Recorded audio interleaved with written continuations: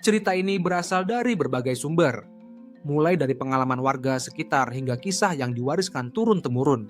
Beberapa saksi mengaku pernah mengalami kejadian aneh, bahkan ada yang nyaris tersesat tanpa bisa kembali. Apakah ini sekadar mitos atau ada kebenaran di baliknya?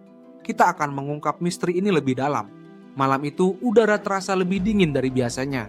Rian dan teman-temannya memutuskan untuk menguji nyali mereka dengan masuk ke sebuah hutan yang konon menyimpan gerbang menuju dunia lain. Gue sih nggak percaya beginian. Rian tertawa, menyorotkan senter ke depan.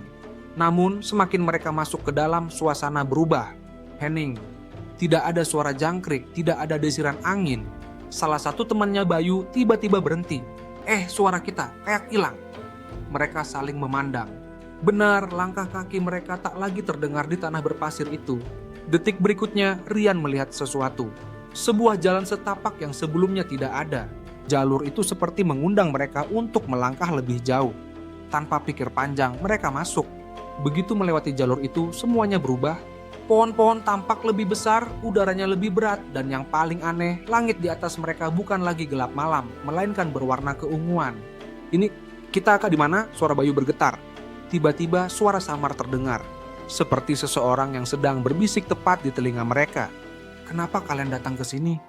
Rian dan Bayu panik. Mereka berbalik arah, berlari sekuat tenaga. Namun jalur yang mereka lewati tadi hilang. Mereka berputar-putar, hingga akhirnya Bayu mengeluarkan sesuatu dari sakunya. Sebuah gelang pemberian neneknya yang katanya bisa melindungi dari gangguan gaib.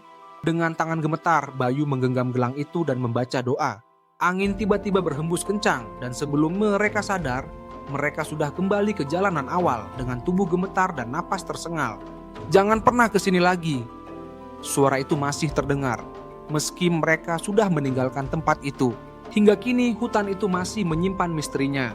Beberapa orang percaya bahwa tempat itu memang gerbang menuju dunia lain, yang hanya terbuka bagi mereka yang diizinkan masuk. Percaya atau tidak, sebaiknya kita tidak mencoba mencari tahu sendiri. Karena siapa yang menjamin kita bisa kembali?